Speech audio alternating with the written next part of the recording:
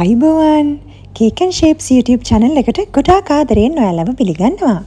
අද මම ඔයාලට ගොඩාක් වැදගත් වෙයි කියලා හිතන වීඩියෝ එකක් තමයි අරගෙන ඇවිල්ලා තියෙන්නේ. Edible ice cubes හදන හැටි තමයි අද මේ වීඩියෝ එකෙන් ඔයාලට මම කියලා දෙන්නේ. මීට කලිනුත් මම edible ice cubes හදන වීඩියෝ එකක් කරලා තියෙනවා. link එක පහත description box එකේ දාන්නම්. ඒ රෙසිපි එක මම හදලා තියෙන්නේ ජෙලටින් භාවිතා කරලා. ඉතින් ලංකාව කියන්නේ ටිකක් රස්නේ රටක්නේ. ජෙලටින් වලින් හදපු ice cubes ටික වෙලාවක් යනකොට දිය වෙන්න බලනවා.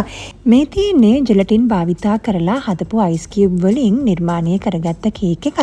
ඉතින් ඔයාලට පේනවා ඇති ජෙලටින් අතරේ වතුර ස්වභාවයක් වගේ තියෙනවා. එතකොට කේක් නිර්මාණයට හානියක් වෙන්නත් ඉඩ තියෙනවා. ජෙලටින් වලින් හදාගන්න අයිස් කියුබ් එක අපි සෙට් කරගන්නේ ශීතකරණයේ දාලා. ඉතින් අනිවාර්යයෙන්ම ශීතකරණයෙන් එළියට ගත්තාම අයිස් කියුබ් එක දිය වෙන්න බලනවා. ඒක නිසා ඔන්න ඒකට හොඳ විසඳුමක් විදියට ඔයාලට මම තවත් අලුත් රෙසිපි එකක් අරන් ඇවිල්ලා තියෙනවා. ඉතින් මේ රෙසිපි එකට හදන අයිස් කියුබ්ස් නම් පොඩ්ඩක්වත් දිය වෙන්නේ නැහැ. මේ රෙසිපි එකට මම භාවිතා කරන්නේ corn flour.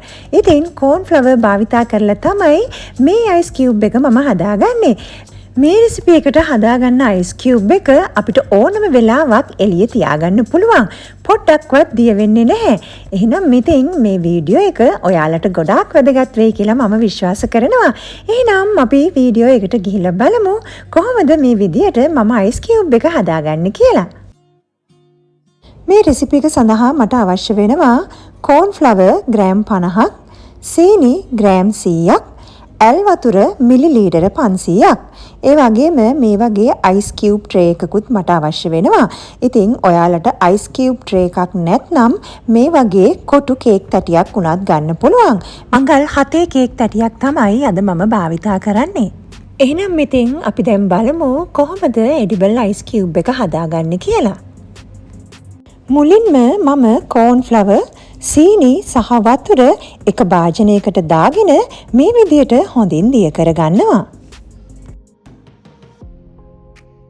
සීනි ටික දිය වෙනකන් හොඳින් කවලම් කරගෙන මිශ්‍රණය උතුරවා ගන්න තමයි මම හදන්නේ. මිශ්‍රණය මේ විදියට මද ගින්නේ උතුරවා ගන්න ඕනේ. විනාඩි 8ත් 10ත් අතර කාලයක් තමයි සම්පූර්ණයෙන්ම මේ මිශ්‍රණය හදාගන්න මට කාලය ගත වුණේ.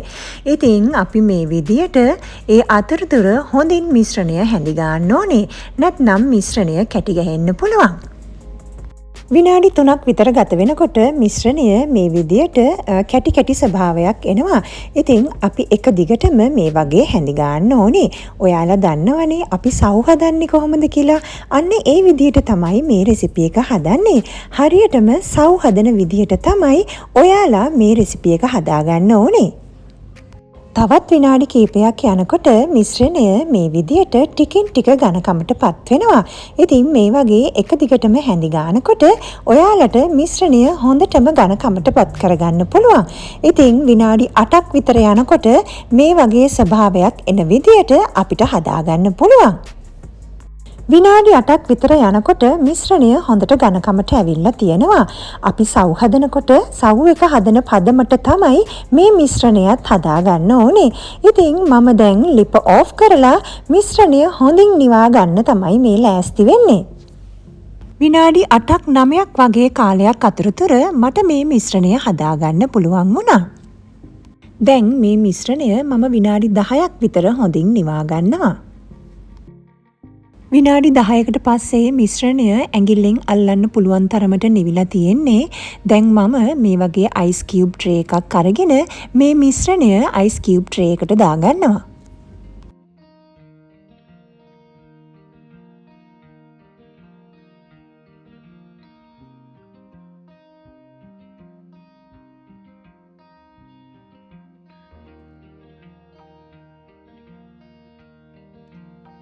මිශ්‍රණය සම්පූර්ණ ට්‍රේ එක පුරාම සමාන්තරව විසිරීලා යන්න ඕන නිසා මේසේ මතට මේ විදියට කීප සැරයක් තට්ටු කරනවා.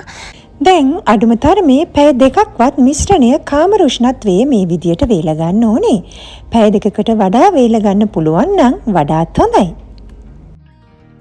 ඉතින් අයිස් කියුබ් ට්‍රේ එකක් නැත්නම් මේ වගේ කොටු තැටියක් වුණත් ඔයාලට භාවිතා කරන්න පුළුවන්. මං තැටියේ කිසිම දෙයක් ගාලා නැහැ.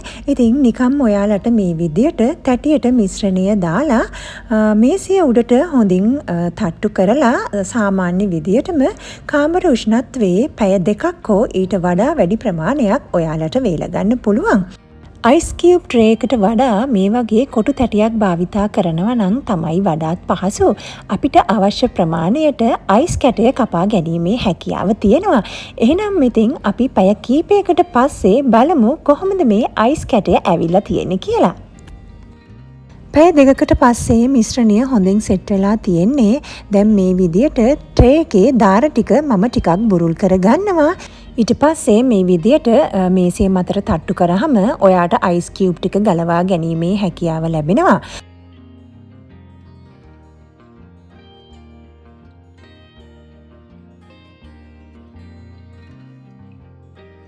වැඩිපුර කොටස් ටික මේ විදියට පිහියකින් කපලා ඉවත් කරගන්න.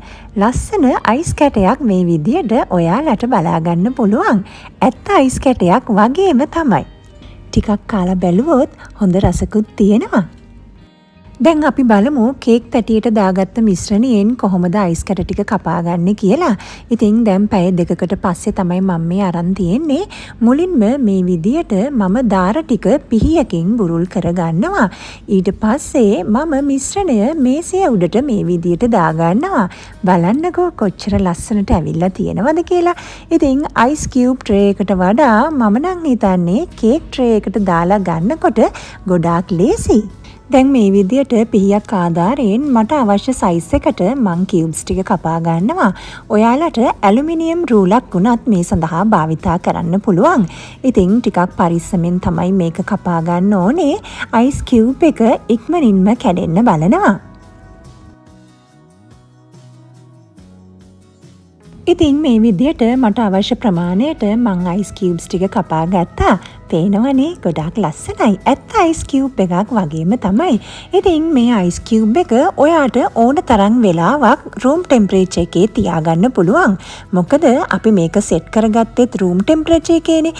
ඒක නිසා දිය වෙන්නේ නැහැ. එහෙනම් මෙතෙන් ඊට පස්සේ අයිස් කියුබ් කේක් එකක් හදනකොට කිසිම ගැටලුවක් නැතුව ඔයාලට අයිස් කියුබ් ටික හදාගන්න හැකියාව ලැබේවි.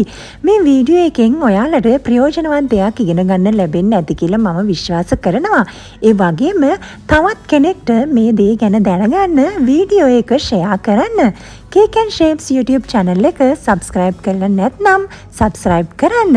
ඒ වගේම ළඟම තියෙන bell icon එකත් ඔබන්න. එහෙනම් ඉතින් මේ වගේම තවත් වීඩියෝ එකකින් නැවතත් ඔයාලව හමු වෙන බලාපොරොත්තු වෙන අදට මම සමුගන්නවා. ඔයාලට සුබ දවසක්.